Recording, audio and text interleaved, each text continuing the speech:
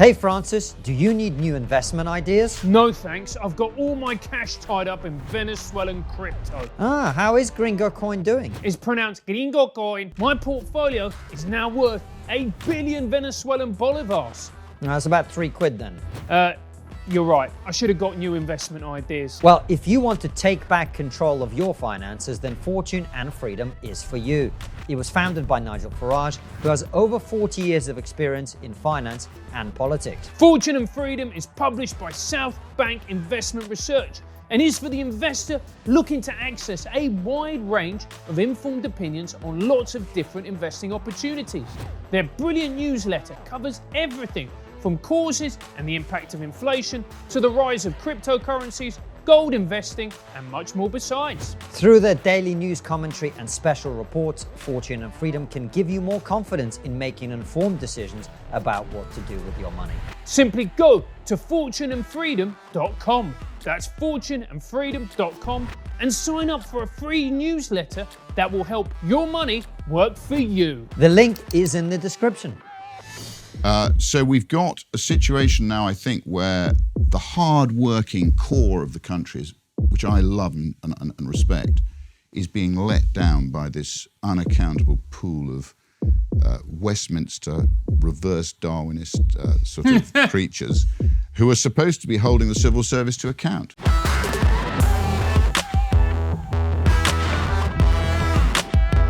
Hello and welcome to TRIGGERnometry. I'm Francis Foster. I'm Konstantin Kisin. And this is a show for you if you want honest conversations with fascinating people. We are delighted to say that our guest today is a businessman and the former chairman of Southampton Football Club, Rupert Lowe. Welcome to TRIGGERnometry.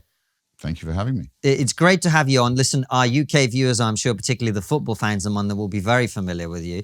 But we have a big international audience who may be less familiar. So tell everybody, first of all, who are you, how are you where you are, and what has brought you to be sitting in this chair talking to us?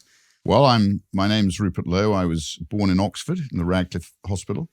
I'm a provincial lad. I basically was brought up on a farm, where my father was a farmer. I'm a passionate farmer. I love farming. It's the one thing I think keeps everybody honest. You can't cheat nature. She keeps us all humble. So then I was educated at the Dragon School, which is a fantastic school. It's less fantastic now. It's like every. They used to crush my school at rugby every time. Like a lot of these schools, it's become woke. Then I went to Radley College, which is again in local to Oxford, and then I went to Reading University. After which I went into the city because my father has been married many times, and I didn't get on too well with one of my stepmothers, so I found my way into the city. As I say, I had very little contact to call on. I just went into the city, found my own way, ended up commodity broking, then stock broking. Then I went to Japan to work for Baring Securities. So I was Phillips & Drew, Baring Securities, Morgan Grenfell. And then I left Morgan Grenfell in '96 and took over as chairman of a company which I'd rescued, which I was an investor in, called Secure Retirement. And we did a reverse takeover of Southampton Football Club. I was going to build the stadium, which I did, but I ended up getting involved in the football as well because I'm a reasonably competitive tennis player, hockey player. I carried on playing hockey till I was 56. Played football at the Dragon School, even though most of the football pundits claim I'm a hockey and rugby supporting, or I was a rugby sporting chairman. But during my time with Southampton, I've continued with other businesses. So I've got a wide experience of insurance. I've got businesses in contracting, so data and mechanical and electrical contracting. I've got a business which does air source heat pumps. I basically, I'm an entrepreneur, I like to think, and what I love is I love the British people who are creative, entrepreneurial, hardworking, and left to their own devices, they will deliver a fantastic outcome. So the thing I've become frustrated with is that we've got far too much statism, far too much oppression, far too much regulation, far too much state. So, I'm keen now at the age of 64 to try and use my experience to change that, to get the people of this country to realize how talented they are, gain self-confidence. We're obviously now free of this post-war experiment with a sort of global Europe, which I thought brought with it a great deal of injustice and unfairness. And I think the people of Europe will suffer long term, and we will benefit from Brexit as a result of being a free sovereign nation. So pretty much that's me.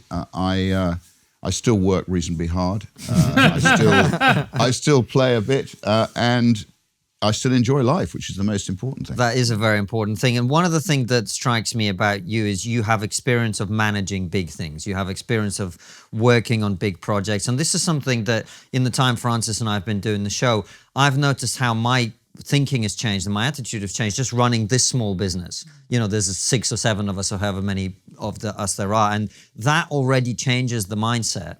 So, and one of the things that strikes me particularly about our politicians is very few of them actually have experience of running big things. I mean, look at the current Prime Minister. By the time this goes out, he may no longer be Prime Minister, but let's say he still is. This isn't someone who has experience of running a huge institutional organization, and they're suddenly in a position to run the whole country. What do you make of the way that we are administered and governed in this country? Well, I think, again, the worst thing that ever happened was televising Parliament, and it's turned some very average people into sort of media, I wouldn't say stars, but they're full of media attention.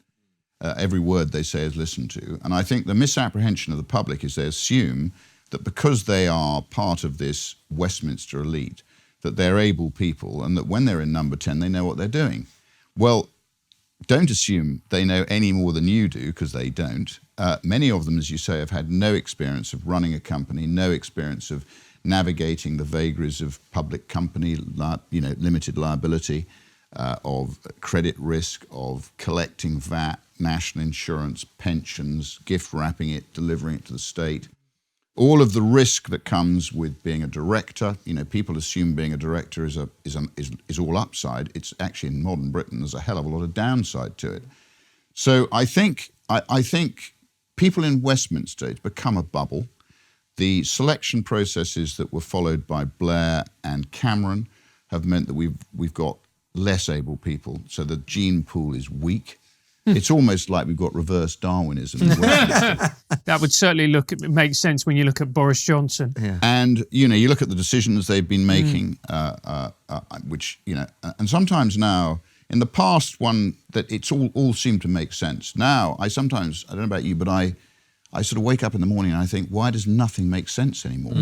And the answer is because we've got people who don't know what they're doing leading us. So you've got Westminster, that's the gene pool for our leaders, supported by a civil service which, let's face it, over Brexit was at complete odds with the electorate who voted to leave, and it took to leave Europe, and effectively it took 4 years before we managed to get ourselves out of Europe, thanks to the Brexit Party, Nigel Farage, and people who basically accuse the state of not respecting their masters, who are the voters. So I honestly think we've got this disjoint between those people who are leading us and those people who are working very hard in the economy. And for me, this was exemplified on Monday when Lord Agnew of Oulton resigned, who's government minister, over the bounce back loan fraud that's happening. So again, the state has been pursuing, thanks to QE, getting high on its own supply, as I call it, quantitative easing, basically printing money in the taxpayer's name and buying their own bonds, and then effectively liquefying the economy by giving this money to people in bounce-back loans, Sybil's loans, and other centrally planned state support. Can I just interrupt you there, Sure. Rupert? Because there's a lot of people, including a lot of economists, who go, what's the problem? We can just print money and there's going to be no problems whatsoever. Modern monetary theory, Rupert. Yeah. What's wrong with it? Where does water flow? Downhill. Yeah. And this is going to flow downhill. Right. We have not yet seen the effects of quantitative easing, and they are coming, and they will come, and everybody will regret the fact that we've done it. If you look at so just finishing off on that, you saw Theodore Agnew resigned, and he resigned for a very good reason. He's a very honest, straight guy. And what you saw is you've got this. I have this image of these bounce back loans which were given, no checks were made or not enough checks. they don't really understand, a lot of these people are dishing these out, the concept of limited liability companies that, if you trade with a company that's insolvent, you can lose everything. Well, if you give money to companies that are insolvent or haven't been trading or people who aren't honest, you won't get it back. And under the limited liability situation, they just walk away and you end up with a debt, which is, again, a taxpayer debt. Meanwhile, on the other side of that, you've got all these hard-working people, my old constituents in the West Midlands, people up north, all the people who run businesses still, collect the taxes, pay the taxes.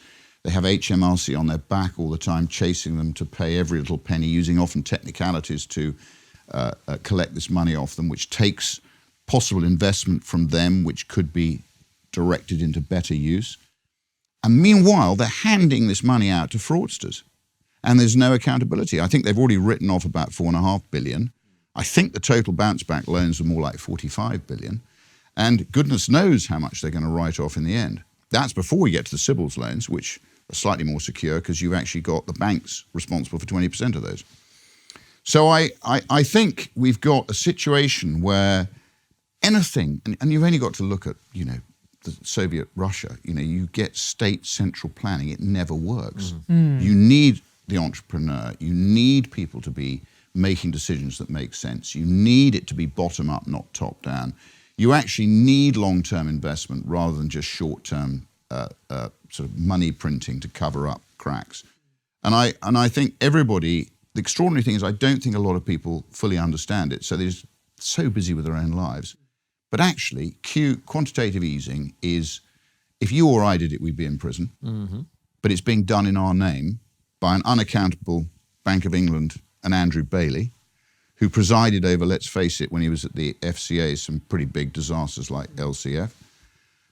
And another bureaucrat who's definitely been over-promoted, Andrew Bailey. So we've got a situation now, I think, where the hard-working core of the country, which I love and respect, is being let down by this unaccountable pool of Westminster reverse Darwinist sort of creatures who are supposed to be holding the civil service to account. And that, to me, is the most extraordinary. It's extraordinary that people aren't more angry about it. Do you think part of the problem, Rupert, is, and we touched on it, which is they've never run anything, these politicians, but most of them, they don't even have experience of ordinary life. What they do is they go to schools, then they go to university, normally Oxford and Cambridge, where they do PPE, then they do some type of masters, then they go in to become a political researcher. You've never experienced the real world. You don't know how the real world works. And if that being the case, how are you then going to go into a position of power where you're running the real world? Well, absolutely, you can't. So the whole political structure is based on, if you like, snakes and ladders in a little sort of false world where, as you say, you clamber up the Tory party or the Labour ladder. You hope you don't upset anybody. So very often the people who thrive are people who learn not to tell the truth. So you end up, actually, as I say, with this reverse Darwinist situation. And most of them, I honestly don't think a bit like Boris, I don't think they're that bothered about long term, because as far as they're concerned, life is a game. And it's not a game for a lot of people. A lot of people, long term, if you look at Britain, what do we owe our success to? I'll tell you what I think. I think we owe it to the Victorians, who were hardworking. If they said they were going to do something, they did it. They actually delivered an economy that probably, for a population that we had then, whatever it was, 50, 60 million, was probably arguably the most successful economy there's ever been. And off the back of that, we were able to do quite a lot of things with friendly societies, with, ultimately that's the genesis of the NHS, I think, the fact we had all this wealth. But if we don't invest long term and create proper businesses and actually proper structures that make sense, printing money, in the end, will just be overrun by the Asian workhouses, which basically become far more productive than us. And it'll happen a bit like the world doing a 360-degree flip. So everybody here is very complacent, I think, because suddenly we could see this whole thing change. And instead of accepting our currencies, these people are going to say, well, hang on, these guys are just printing it. They've got nothing behind it. And the war was a big issue. We won the war. We've basically won the peace. But sooner or later, this lack of long-term planning and lack of leadership by a proper elite is going to effectively affect everybody's lives. And it's time people started talking about it, I think. Well, one of the things that I think when you talk about quantitative easing that I've been saying for quite some time, and I think it was compounded obviously by the reaction to COVID and the amount of money that was spent on dealing with that, or the perceived threat, or whatever you want to describe it, is inflation. And, we've had people on the show endlessly to say it's coming, it's coming. And now suddenly I was like, oh, there's inflation coming. And we're like, yeah, we told you. I think it's here. I think it's here, Constantine. I mean, that's what I'm saying. It's here. In the contracting businesses, copper's gone up massively over the last, not 7%, you're talking 50, 60, 70%. Steel, conduit's gone up the same. You've got, labour hasn't gone up yet, but if heating costs keep going up, people are going to start demanding more money for their wages correctly. And then you start to get strikes and you start to get all the malaise that we got in the 70s. It's all happening. What were we told? We were told it's transitory.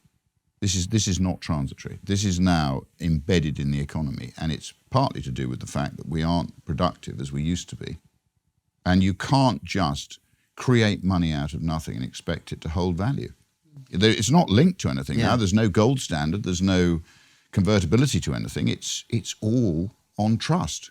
And I've always been brought up to believe that credit is suspicion asleep. And that's ultimately what, as soon as our trading partners become suspicious of us, the game's over. Rupert, don't you think it's quite weird? Because if we were having this conversation and let's say Jeremy Corbyn won the 2019 general election, it would make sense. We're having this conversation under a Conservative Party. Doesn't that strike you as weird? It is bizarre. And I think, Boris Johnson's instincts are actually, on the whole, libertarian. Mm-hmm. I think he respects the individual.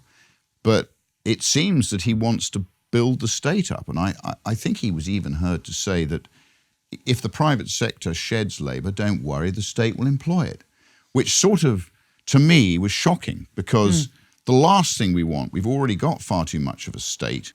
We've got far too much ineffective, government departments in, whether it's HGV licenses, whether it's the passport office, whether it's planning, and I come across all this stuff. You can't get any answers out of the planners. You can't get your passport. You can't get an HGV license. You can't get a shotgun license renewed. If you're going to force regulation on people, you've got to deliver an efficient service. Otherwise, get rid of the state, get it out of people's lives, and let people interface freely and make their own call. And I feel a bit like that with regard to COVID. I mean, I think, I'm not a non-vaxxer or an anti-vaxxer, but I am a believer in personal choice. I think to have the state telling you you've got to have an injection is against every sort of libertarian code that you could have. That does make you an anti-vaxxer now, Rupert. I hate to point it out. I know, but I have no problem with people opting to have the vax, if that's what they want. Yeah. Of course, By the way, I always joke about it being, on the whole, not vaccination, it's gene therapy, because Moderna and Pfizer are gene therapy, whereas actually AstraZeneca is the only true vaccine. So, again, it's very experimental, but it's up to people. If people want it, that's up to them. If people don't want it, it should equally be up to them. But what I think is terrible is divisiveness within our society as a result of that. And the historical parallels to that are pretty frightening. And I think it shouldn't be happening here. But on Boris, is he capable of really having any long-term view or any principled view? Probably not. Quite. Well, this is one of the things I think you keep referring to, which is long-term versus short-term. And I think democracy is great, but I think it's inevitable that one of the flaws of democracy is it forces very short-term thinking, because the people who are in charge are thinking on a 24-hour planning horizon. They're not thinking ahead. So with all that doom and gloom out of the way, Rupert, what do we do about this? What would you do about this? Well, one's got to hope that the people of Britain, and I think relative to the rest of Europe, we are in a good position now because we actually Not are. saying We much, are is it? no, but relative to the rest of Europe, we are now a free sovereign nation, and we are capable of determining our own future. So we have actually now got the power back in our own hands. So even if the civil service is reluctant to accept the will of the British people, so having been given a vote, they voted to leave. Then I think we are now going to see the country relative to Europe prosper. And if the right leadership's in place and the right long-term planning, we still have the opportunity to do what I think we should be doing. And I think there's a lot to be optimistic about. But that involves doing radical conservative things, which is what a conservative government should be doing. Like what, Rupert? Not the Corbyn conservative government that we've got. Well, we should be cutting regulation. We should be encouraging entrepreneurs. We should be... How? How do you encourage entrepreneurs? You give people tax breaks for investment. You give people, you cut taxes. You allow people to keep the product of their gains. You allow people to make investment against, How are we going to pay for all this social interesting, care and the NHS and all of that but while the we're interesting cutting parallel taxes? with that, because This is what people would argue, that takes right? care of itself. If you have a vibrant economy where everybody's making money, they're all paying tax. And, we know tax. The more you put tax up, the less tax you collect. So why do we keep putting tax up then? Because that's the only way they can even hope to balance the books if you haven't got long-term investment. You have to keep doing that. That's actually the only thing that's kept us going is QE. I mean, I keep coming back to QE. Without QE, reality would have been blowing through the corridors of power. But it doesn't happen because they don't let it happen. So the answer to your question, cut regulation, release the individual, basically become an offshore trading country, which we used to be, offshore Europe. We were always the balance of power in Europe against either Germany or France, who always had these continental conquests. We've never wanted to conquer people. We want to trade with them. So what we should do is do what we're best at, trade. And we should be having, if you had a government and its apparatus that believed in that, you actually could structure it so that you release the innate ability of the British people. But we're not going to do that by increasing national insurance and pumping it into the NHS with no reform to the NHS, which, like it, and again, it's a wonderful thing for a lot of people, but it's got to be efficient. It's got to be reformed. It's an inefficient organ. But no politician is ever going to touch the NHS at the moment. It's become, half a cut above itself, and somebody's got to take it in under control and sort it out, or it's going to bleed us all dry. It's going to kill off this entrepreneurial spirit that we should be able to release, which would then allow us to fund the NHS and other good causes for the majority of the people in the country. But Rupert, isn't the problem that we have a whole generation of politicians who don't want to make difficult decisions? They don't want to be seen as unpopular. Now, let's look at Thatcher. You may like her, you may dislike her, you may not like her vision for the country. Number one, she had a vision, unlike this lot. And number two, she was very, very willing to make herself absolutely despised by a certain section of society. Yes. I don't think any of this lot would want that. And also, likewise, just for balance, I think I disagree with him on a lot of things, but Tony Blair, the same. Now, there's a lot to criticise, but he was willing to make difficult decisions at certain points. But if we talk about Thatcher, first, as you raised Thatcher, I was an admirer of Thatcher. She's, her upbringing... I guessed that, Rupert. That wasn't a surprise, was it? Not for any other reason than I think if you look at Britain, and I'm probably older than you guys, so you probably weren't around. I can remember the 70s where petrol was going up every day, inflation was flying, there was no investment. We had, Callaghan in office having sandwiches with the trade unions who were running the country. The whole thing was, we were a laughingstock. So Thatcher took control of it.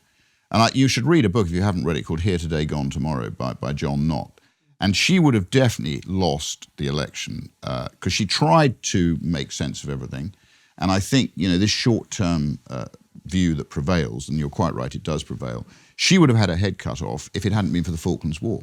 And so the Falklands were invaded. She went in, again, took a dangerous decision, won the war, and as a result of that, she was untouchable after that. That gave her the length of time to be able to make change. And I think you've got to give other people around her credit. Lawson, you've got to give, other people who actually, if you like, empowered Britain. And, I remember going to Singapore to meet the government of Singapore Investment Corporation just as all this was happening. And they said, this is the first time in 50 years that we've seen light at the end of the tunnel in Britain. We're investing in Britain because we can see it's a vibrant place where opportunity abounds and people are going to do well. So we've now, if you like, almost gone full circle. And isn't it depressing that we've now got a Conservative government that's running the country like Corbyn would have done? Which, look, I agree with you, because I look at this government, I don't know what they are anymore. I look at the Labour Party, I don't know what they are anymore. They're the only two realistic options. Doesn't that mean we're in a political crisis? How do we get out of this? We've got a political crisis. We've got Richard Tyson reform. Well done for getting the plug in. So there. He's blocked us on Twitter for no reason whatsoever. So you're banned from discussing Richard Tyson. I have no idea. I'm just joking. But he has blocked us on Twitter. I have no idea why. That's not very clever. Yeah, it's not wise, is it? Fellow libertarians like you guys, he should be helping. I agree with you. But look, it's an interesting thing. We don't meet many people with your sort of attitude in this country. And as an outsider, I've always wondered about this because, as you say, during the Victorian era, this was the engine of innovation and drive and creativity in that way. But the values you're talking about, I associate much more with America. In this country, in my experience, most people aren't driven to achieve, aren't driven to create. And I hope I'm not slandering the British public, because of course people like that exist too. But why have we not got quite as much of that sort of thing that you're talking about, which is starting businesses, creating things, building things? I don't know, things? but I do think there's a lot more underlying wealth. I think the English aren't like them, or British aren't like the Americans. Wealth, to show wealth is a thoroughly bad thing, and everybody's been brought up to think that. So, but there's a lot more wealth and historical wealth as well still residing here. And I think America, a lot of the wokery and the sort of, I think, terrible things we do import from America. A lot of political correctness and all the other stuff. I mean, when are people going to get back to interfacing with each other and respecting each other and debating things, even if it's difficult to debate them? As we, as I think we said earlier, the old Labour attitude, the Wedgie Ben, the Peter Shaw, all these people, they were true, if you like, British patriots. They had a different view, and but I respected. I love listening to the Wedgie Ben tapes. It's absolutely fantastic listening. For those people who haven't listened to him, it's great. He was an honest guy. Okay, he came from a rich family, but he had a socialist view. That's fine. Why can't we all debate these things and have a difference of opinion, and then we get at the truth? But that's not the way people operate today. It seems that nobody's prepared to listen to a point of view that they don't like. Again, I think partly that comes back to another of my favourite beefs, which is the BBC. I can't wait to see the back of the BBC. I think the BBC is a cancer at the heart of Britain. It's well done for putting that mildly. It's a centrally planned, sort of self-important organisation which doesn't represent the views of certainly my old constituency in the West Midlands, most of Yorkshire, and a lot of other parts of the country, and it certainly didn't reflect that over Brexit. It was completely partisan, which, as you know, Reith, his original founding doctrine was it should be completely impartial and it should inform, entertain and educate. Does it inform? No. Does it educate? No. Does it entertain? Very definitely not. So it doesn't do any of those things now. And if it's such a national treasure, it should be defunded and it should then stand on its own 2 feet like everybody else. And then if they want to spout their woke views on life and they want to distort the way in which everybody lives their lives, if people don't want to listen to it, they can turn it off.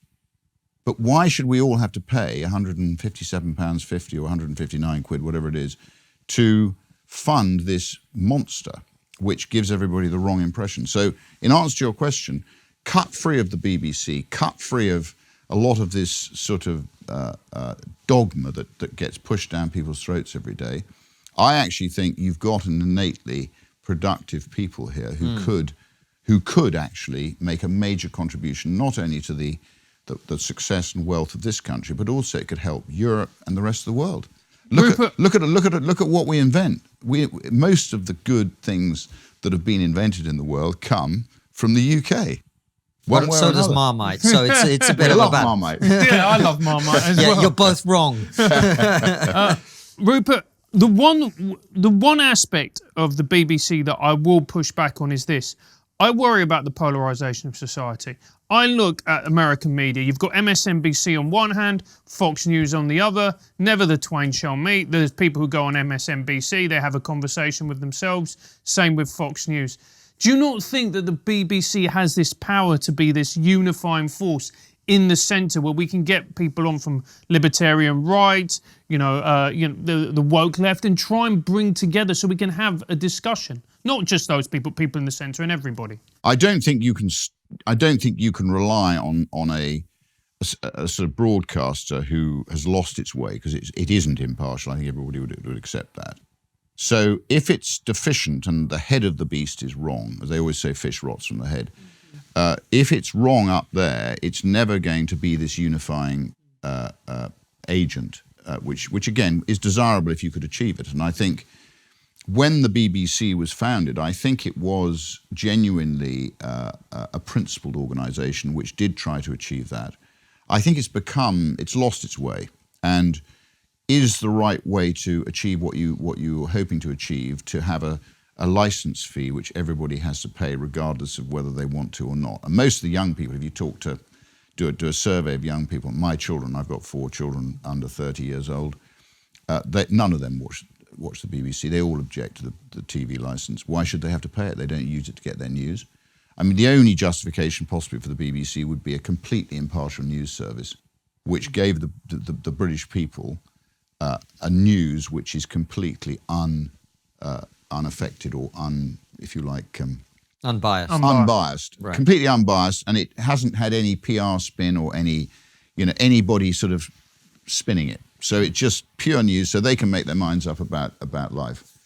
But I don't see this as a justification for the BBC. I actually think they create more division now. I think their main role in life is to create division between the rich and the poor. And as Lincoln said, you don't make the poor richer by making the rich poorer. So what we've got to do is try and make the poor richer by playing a part in a vibrant society that believes in itself and bringing them up that way. You can't do it by creating this sort of division and envy. And the problem we've got now is in the past you didn't have as much envy because people didn't know how other people lived. So they... Yeah. They lived their lives in however they found their lives to be. Now you can become a voyeur and let's face it, all the media people are trying to show how these sort of Russian oligarchs live, or how, the billionaires live and the life they live, and people are envious. So the envy is already there. So we don't want divided society, we want a society that works together. So I don't think the BBC achieves that now. I think they're an agent for bad, not for good. And I personally, if people want to watch it, again, I'm a great believer in free choice. If you want to charge 160 quid, fine, do it by subscription. And those people who want it can pay for it. Do you think it's inevitable that it's going to get defunded? I hope so. I think it's outlived its useful life. So I'm totally in favour, and I make no bones about it on Twitter. It's one of my favourite subjects, bags, and I think it should go. I think the sooner it goes, the better. The sooner we've got a chance of then releasing this innate entrepreneurialism of the British people. Well, you know what? Francis and I are both originally coming from a position that he articulated, which is the BBC has the potential to be a unifying force, but I don't see them making any attempt to do that. And the sort of Soviet-style state control thing that you're talking about is true. I mean, we look at, so we're in the podcasting world or making a YouTube show world, and we see what they do when they want to create some podcasts. And it is literally like, let's tick some boxes, let's pick people who look the right way or whatever. And that's not how you create a good new business or a new podcast or whatever. It has to be on merit. It has to be, there has to be a market for it. There has to be lots of people. And the BBC isn't constrained by those things. So I think any organisation that can spend 100 million on diversity and inclusion has got to have got it badly wrong. They'll probably get diversity and inclusion right, but then the content won't be very good. Those are the trade-offs. It's interesting the point that you made about envy, because I see a lot of it, and I think maybe part of it is that there is a feeling that social mobility has declined. I don't mind you being a billionaire if I feel that if I work hard and make the right choices and do the right things and start a business and that business does well, then I'm going to get to a place in my life where I have what I want, and et cetera, right? But I think for a lot of people, particularly with the lack of innovative spirit, as you talk about, there is a feeling in this country where, like, if you're born at the bottom, you're kind of stuck there. And there's going to be people, the woke people that you mentioned, coming and telling you that, you're stuck there because society's evil and it's oppressive and you're disenfranchised. And by the way, that's true.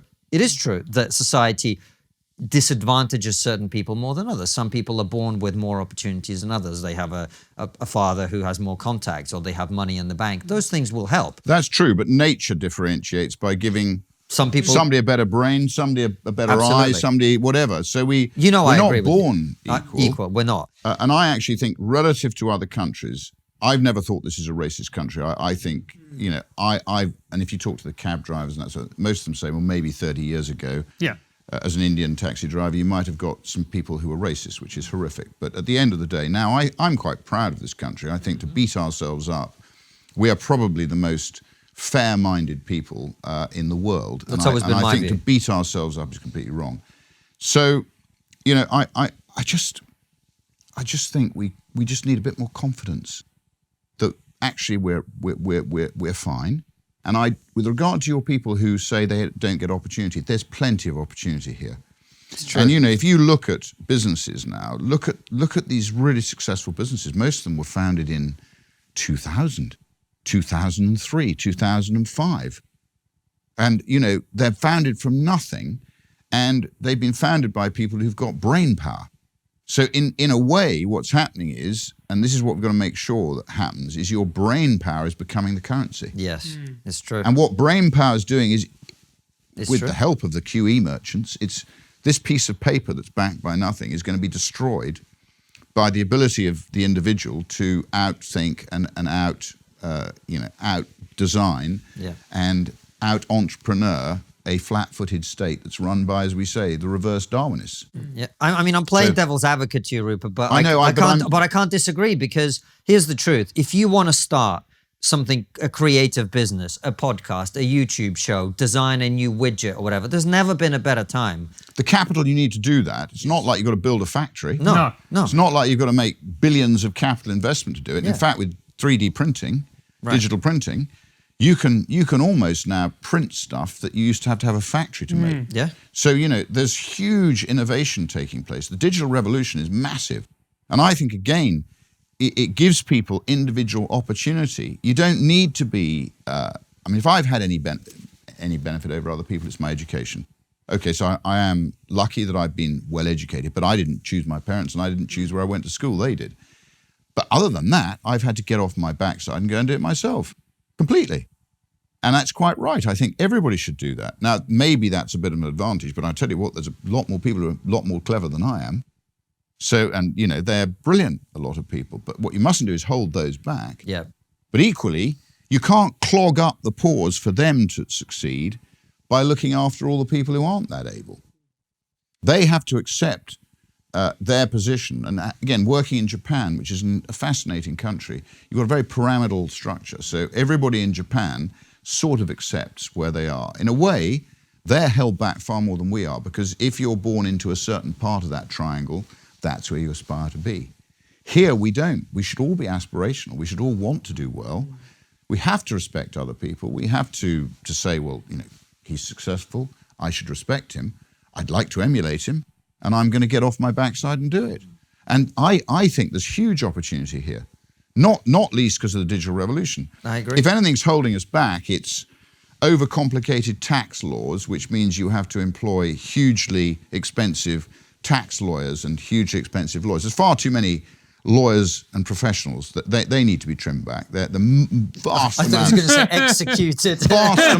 vast amounts of them who are holding back all these people. Because actually, if you simplified, and that wouldn't be difficult to get rid of them, all you need to have a flat rate tax, which actually, has been proved to work better than all this very complicated tax law. And I don't know about you, but I used to be able to do my own tax return. I now have to rely on an extremely expensive accountant to do it because it's so complicated.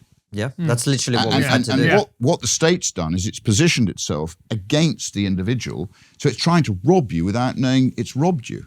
And then what's it doing? Wasting all the money that it takes off you. It was supposed to be spending that to make your life easier and administer everything correctly. You know, your whatever it was, your water, your gas, your electricity. And the Victorians never privatised all their utilities because otherwise they got disease and, you know, things broke down and people didn't invest enough. So I think, you know, there's so much that could be changed so easily, but as you say, we've got this establishment which is just not fit for purpose. Yeah, and it's time for people to start calling them out. You know, people, the voter, the taxpayer should be complaining. You can't get through to HMRC. It's so complicated. Why do we need all that complication? The FCA, they regulate the City of London out of existence. You know, they worry about a little insider trader and then they miss the huge fraud. They're never going to challenge that. So it's all fiddling around at the lower level. Again, a lot of lawyers and professionals who are looking at the small print, not the big picture. So you know, that's oppressive. You've got, you know, as I say, the planners now are shocking. You can't get an answer out of them. They're supposed to respond within a certain time, but they don't. What's the sanction if they don't? Well, there doesn't appear to be one. So, you know, the more you centralise everything, and you saw this in the USSR, you know, nothing works, and in the end, nobody takes any responsibility. And it's always somebody else's fault. A bit like a badly run football club. It wasn't my fault. It was him. Anyway, that's enough about Everton. So, I'm going to have to protect you from Anton for the rest of the day. Hey Francis, do you like books? I tried one once. Wasn't for me, mate. Not enough pictures of fit brown birds. Never working with you again. But if you like fantasy, check out the Ripples in Reality series by J.S. Powell. They're absolutely brilliant and they have a 5 gold star rating on Amazon. I've heard of them. They're beautifully written and completely original. If you want a book that allows you to delve into different worlds and helps you escape the insanity of real life, then Ripples in Reality is for you. See, I know the word delve, so I do read books. Amazing. Just imagine books written in the style of Game of Thrones, Lord of the Rings, Forgotten Realms, with an added pinch of Stargate. It's catnip for people like me. Virgins. She started a publishing company named Poppyfield Publishing, and her novels are a massive hit with fans who want to read books that are a great read and are not woke. Book 1 is Shadow Step. And book 2, Gather Shadows. She's currently writing book number 3. I can't wait. I don't read books because I can talk to girls. Your mum doesn't count, mate. And by the way, J.S. Powell is a big supporter of TRIGGERnometry. She is a moderator on our channel and we really appreciate all her help. You can find her books online at Amazon, Lulu.com and other bookseller websites. If you enjoy the books, please leave a review. The links are in the description.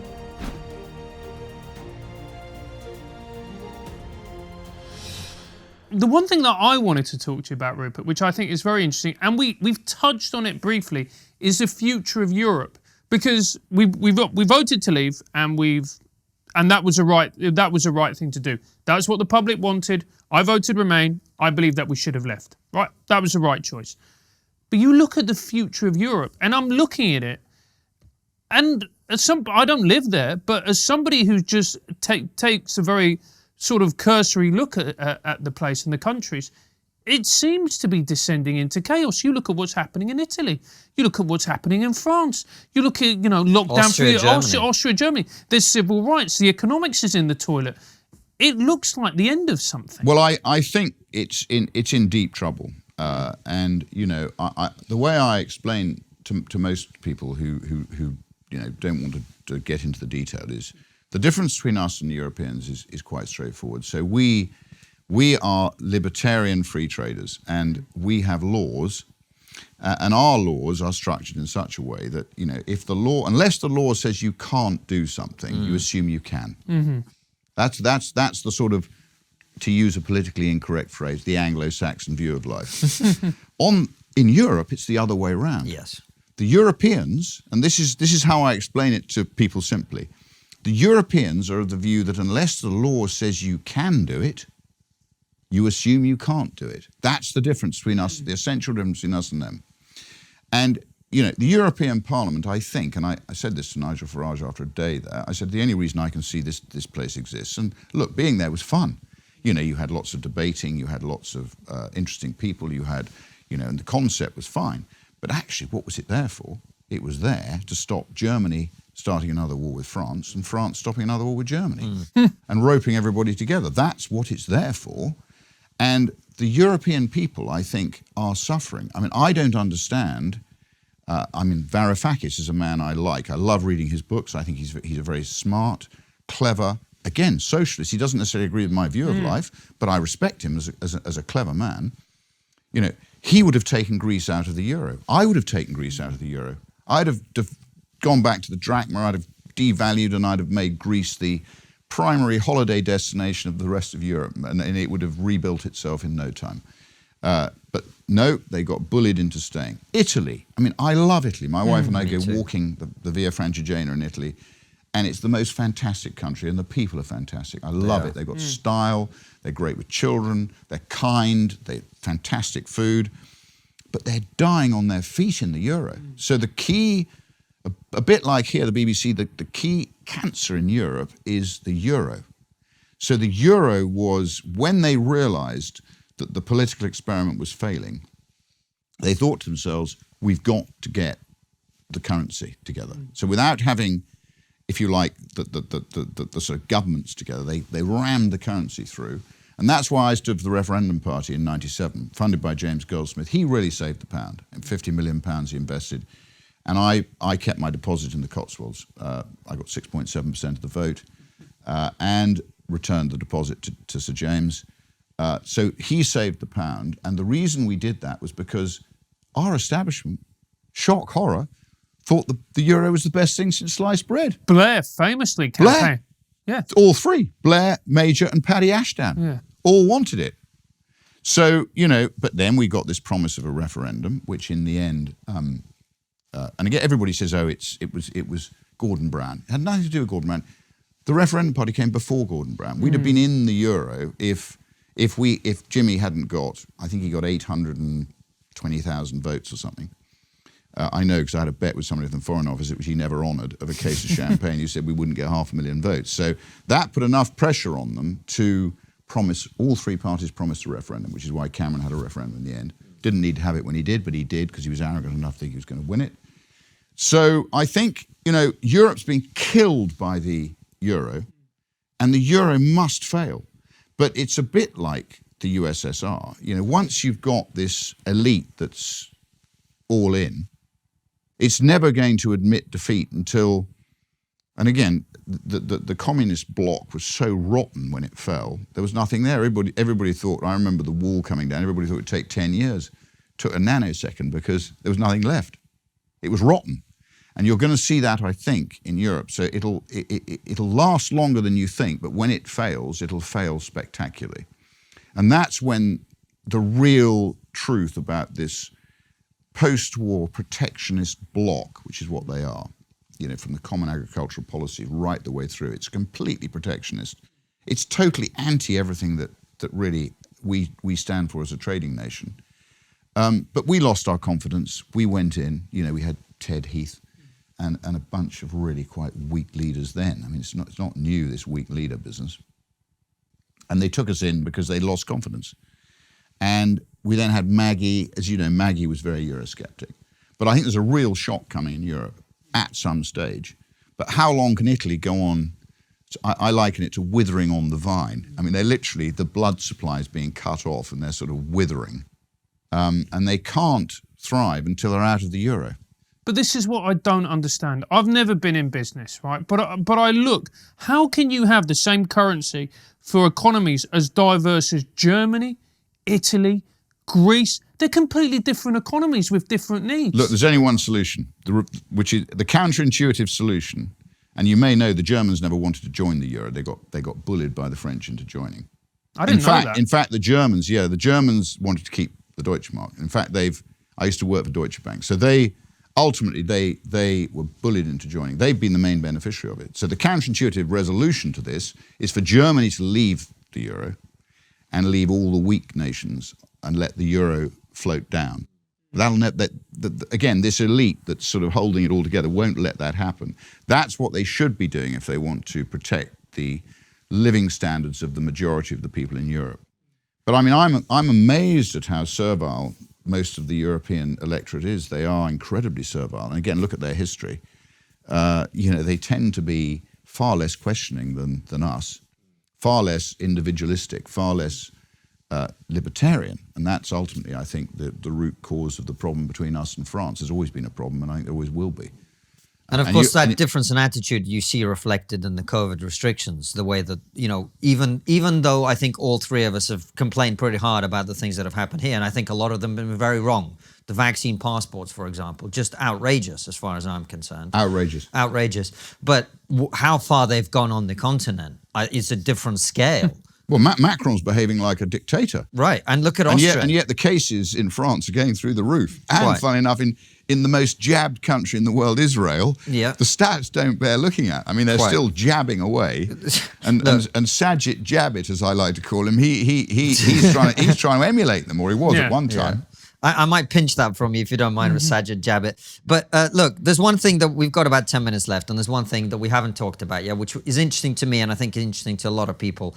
What is it like to be involved in football? What is it like to run a football club? Well, as I said earlier, I got into football by default. So I was going to build the football stadium, St Mary's, which we did build in the end.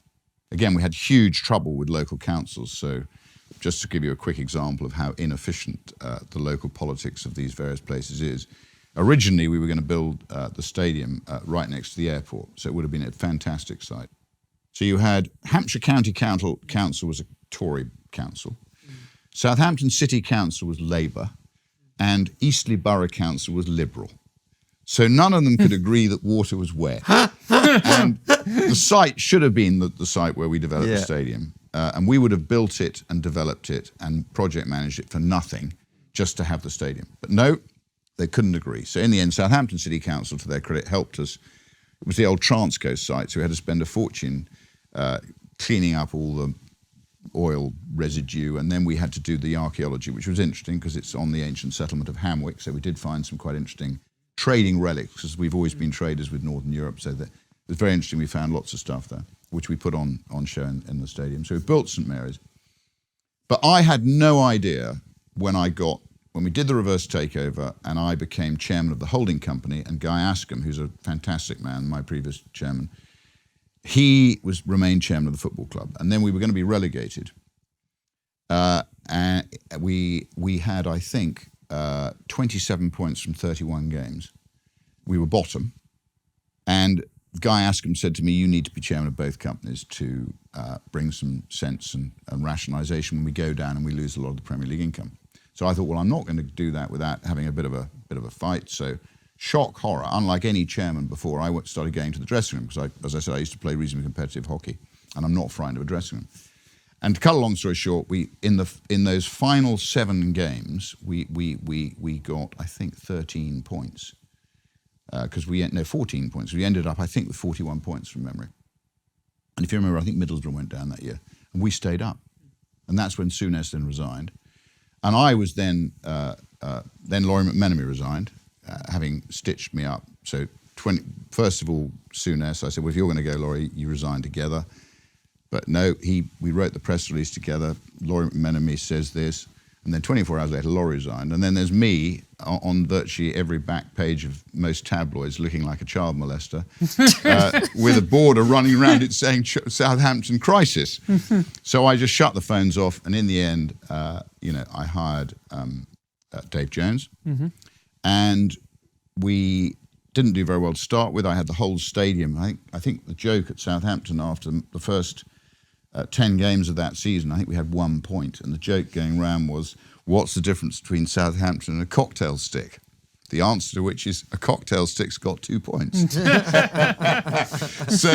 and the crowd were chanting Rupert Lowe's Wanker, and, and I thought, what am I doing? Right. Anyway, then it all came right. Rupert, sorry to interrupt because it's fascinating. What is that like? Because Stressful. very few people, even we get a lot of hate online from everybody, right? But that's different. That's different. When it's online, I can go, this person's sitting in their mother's basement. They haven't, but you've got 50,000 people who paid 15,500 at the Dell. Yeah, but let's say I told my wife it wasn't true, and I had to pretend I wasn't affected by it. Which you have to show outwardly no sign of. But there's 15,000 people who've paid 25 quid or whatever to see a game to chant Rupert Lowe as a wanker, and you're there in your own stadium. In your own stadium. I think we lost 2-0 to Leeds. That it was an evening game. Anyway, I remember Christopher Bland was at the next game. We were playing West Ham, and the punters were lobbing, their programs at us, and Christopher Bland got hit on the shoulder by a projectile. This is West Ham. And we beat West Ham 3-0, and then we didn't look back. We beat Liverpool, Anfield, and by Christmas, I think we were 11th in the league or something, so it all calmed down. The best I ever got, being, as they called me, a toff and a public school boy, was being left alone if we were doing well, which on the whole, we did. So what do I think of football? I loved it because I'm competitive. I love sport. I now play reasonably good tennis because I'm getting too old to, charge around a hockey pitch or football pitch. But I loved it. I mean, it's the best thing, and probably the best day of my life was going to the Millennium Stadium in Cardiff when we got to the cup final. And we lost 1-0 to Arsenal, but you'd think from our fans that we'd won. We should have won. I mean, little Brett Ormrod hit the post, I think, and had we got... Arsenal actually weren't on form that day, but they won 1-0. But so we built it. I built the youth academy because we were never going to be able to compete. Because football's like war. You have to have a big economy. So the stadium gave us a bigger economy. We used to fill St Mary's, which is 32,000 seats, 32 and a half, but we had to, because of health and safety, we had to separate and lost a few seats. And we got stronger and stronger, got to the cup final. I hired Clive Woodward, which I thought was a stroke of genius, but then I got butchered in the media. And then, bizarrely, the fans they don't tend to hold their... I never like to call them managers. I like to call them head coaches because that's the correct. That's what they do. So I built the academy up. I loved the academy, and we got some great young players like Walcott and Bale and Shaw and Oxlade-Chamberlain and Lallana, and it goes on and on. So we trained these people. I brought a coach in from France for the academy. I brought in procurement. We went around finding people from all the best people from the club. So rather than buying success, we were trying to train success. But that's not what the industry wants because it's quite corrupt and lots of people make lots of money out of it. So, the big clubs like to dominate it. They don't mind the odd cup victory of a little club. It's quite romantic, but they don't like it if the little clubs start to do too well. And that model wouldn't work for them because actually you've only got 11 people on the pitch. And if they're trained properly and they're mentally prepared properly, there's no reason why they can't roll over people who spent a lot more money. But they control it because if your little kids go out onto the pitch at Old Trafford, and the previous week it's been about wonderful Manchester United and struggling Southampton. A lot of football is won off the pitch. These guys go out on the pitch, they don't believe they're going to win, so they don't win. And so the dominance of the big clubs is. It's almost a tribal thing, and your children go to a football school. So my little kids were the only two in Saints outfits. So there were probably maybe 6 or 7 Man U, 5 Arsenal, some Liverpool, and they'd all take the Michael out of the little Southampton lads. So that's how it's all a sort of, again, it's collectivism. It's that's what it's become. So I loved it, and it's a terribly corrupt industry. Why is it? Let's go into it. So how is it corrupt? How is it corrupt? It's corrupt because it's dominated by the agents. I always wanted the Premier League to make it illegal for an agent to collect a fee from both a club and a player.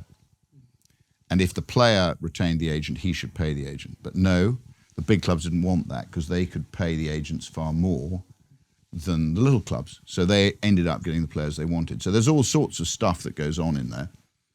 And trust me, it's terribly corrupt, and it's disappointing because it's such an important game for so many people in the country, and you sort of hope it might be honest, and you sort of hope it might be structured properly.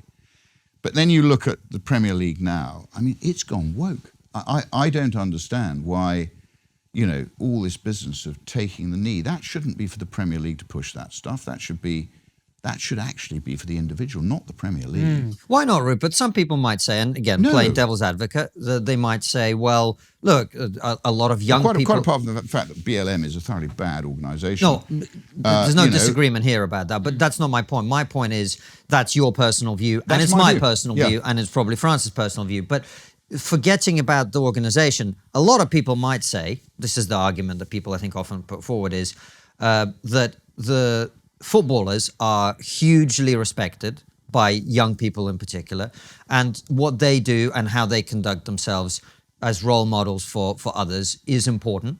And this is a huge opportunity to address this important social issue. I think you can address it in a much better way. I mean, the truth is that a lot of young footballers, the biggest problem they have is when they start to earn money and they go off the rails a bit. And far more important to put a structure around them and try and protect them from that if you can. I think the BLM taking the knee, as you know, a lot of the black players didn't want to do that because they thought it wasn't right that they should do it. So, there were some people who took objection to it. I personally think it's not. I think they devalued their brand by doing it. I don't think it's up to them. I think quite apart from the fact that BLM is a bad organisation anyway. And I don't think this country is racist. I don't think we need that to be underlined. So therefore, I don't think that should be shoved down people's throats. It's a bit like being told you've got to wear a mask or you've got to have a vaccine passport. It's all part of this prescriptive society that has its roots in health and safety and all the other stuff. I mean, look, obviously one needs to take care to protect people, but to treat them like numpties and, legislate, a lot of this stuff comes from the sort of the health and safety. And in the end, you and I are responsible for our own health and safety. That's how it always used to be. And if you aren't clever enough, or if you're too stupid to look after yourself, in the end, you're going to get hurt. So it's all about individual empowerment and it's about individual decision-making. That's what we've got to release here. We've got great people. But if you cow them and they all behave like, as I say, the sort of reverse Darwinist plan, then you'll destroy this innate creativity and entrepreneurialism. We've got to allow the libertarian agenda to remain here. Well, Rupert, collectivism mustn't be allowed to succeed. On that happy note, our time is up. Thank you so much for coming in. We have, as always, just one more question for you before we do our special questions for our locals only supporters. So here we go. And the last question is always, what's the one thing we're not talking about, but we really should be? Farming. Tell us more. Well, farming is an incredibly important part of the country. We have a great farming industry. There aren't enough young people going into it. There's not enough encouragement to produce our own food here. Food security is incredibly important.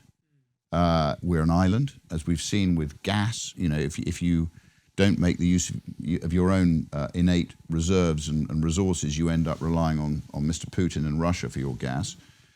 So again, a bit like the supply of gas, farming needs more attention, more planning, more support. And British farming is one of our most successful industries, which is often overlooked.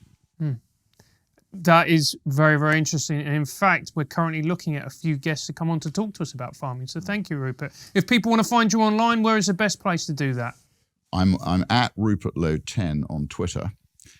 And I'm at Rupert Lowe 10 because when I went on to Twitter at Nigel Farage's insistence when I stood for the Brexit Party, I found there were 9 Saints fans who'd plagiarised my Twitter. Very good. All right, well, thank you so much for coming on, and thank you all for watching and listening. We'll see you very soon with another brilliant episode like this one or a Raw show. All of them go out at 7 p.m. UK time. And for those of you who like your trigonometry on the go, it's also available as a podcast. Take care and see you soon, guys. So Mandrick had sent me a rotting duck, a bit like the mafia, because I wouldn't let Redknapp go. It arrived in a